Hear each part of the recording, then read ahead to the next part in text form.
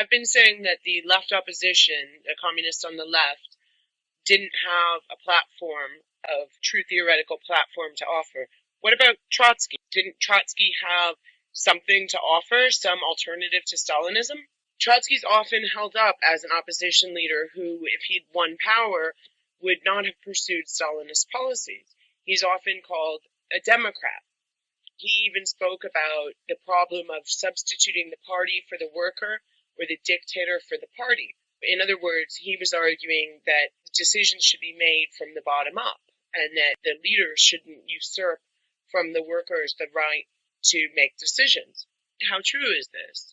Well, Trotsky argued against the program of the right, arguing that it would lead to capitalism. And the program of the right was the one that was a bit more market friendly, a bit more decentralized, and a bit less centralized and planning orientated.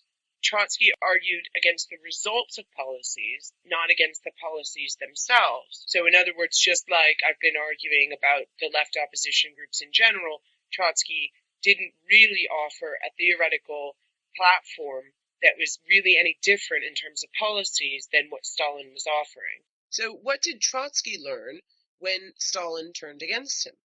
Well, in the short article Lessons of the Capitulations, written in 1930, Trotsky describes Stalin as the apparatus of the party, as an automaton, devoid of ideas and strangling the party.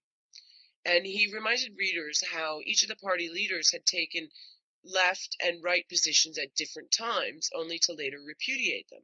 But Stalin picked up the ideas of different party members and presented them as his own. He even picked up fragments of the opposition's ideas because he had no ideas of his own. Trotsky said the party represents ideological selection. What does this mean? The party represents ideological selection, but Stalin is holding the party line under a press, Trotsky said.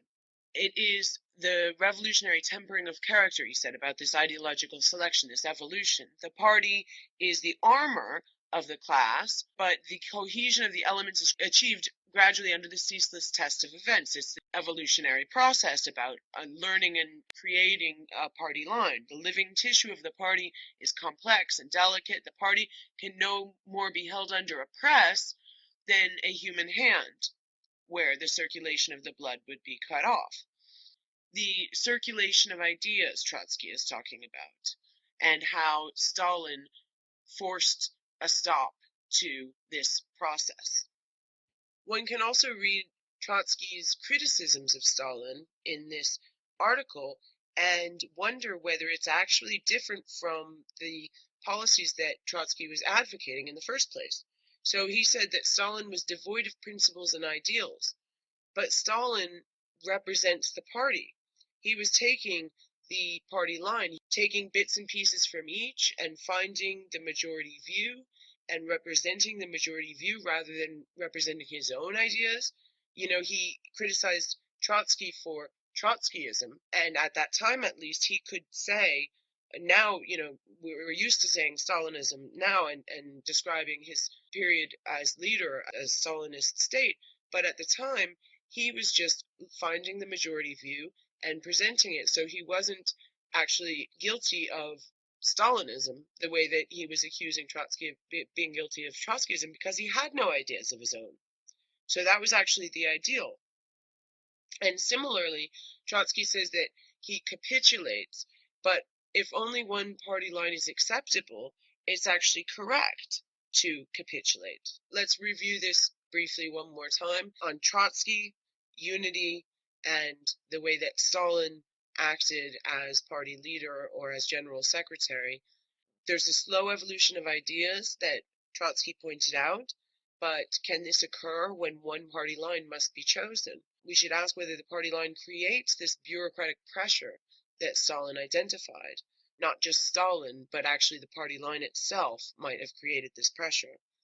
And even if one isn't scared to dissent, if the individual loses their power when they dissent because they're creating factions or fracturing the party, and if there's a continual merging of ideas towards this dominant party line, you're going to lose the other ideas. You're certainly going to lose these individualistic ideas that are being punished. Of course, this is what they wanted. They wanted a movement towards unity. However, a little voice in your head might be saying, well, what if the people don't like the party line? What if they're lying that they like the party line? What if the majority view is chosen because people were scared and were going along with something some bully pushed them into and it wasn't really what they wanted? Maybe you need to be more enlightened than we are in order to make this kind of a system work, if ever.